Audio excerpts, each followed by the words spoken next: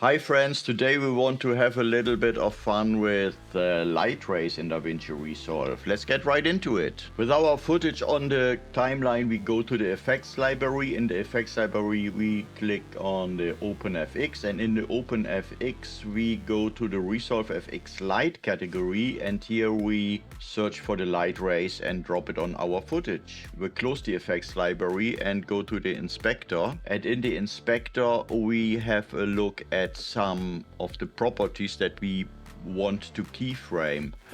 We have the source threshold, where we can decide what intensity our lights will have. What I personally find interesting and important is that you can change the direction and the angle of the light.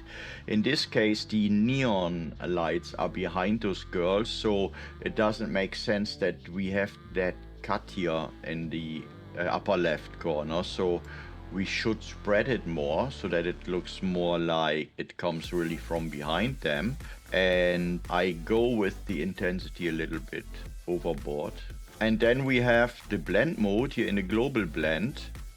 You have to click here if it's hidden.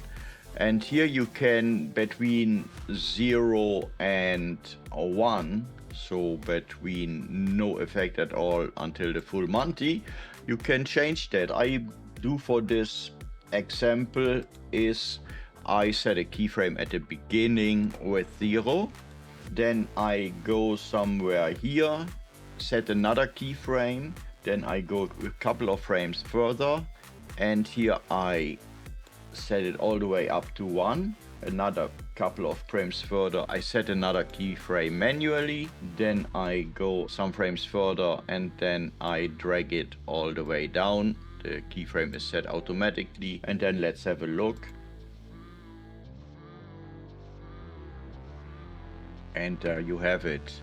I hope you have a lot of fun with this. Have fun with the rest of the playlist. Thank you very much for watching and goodbye.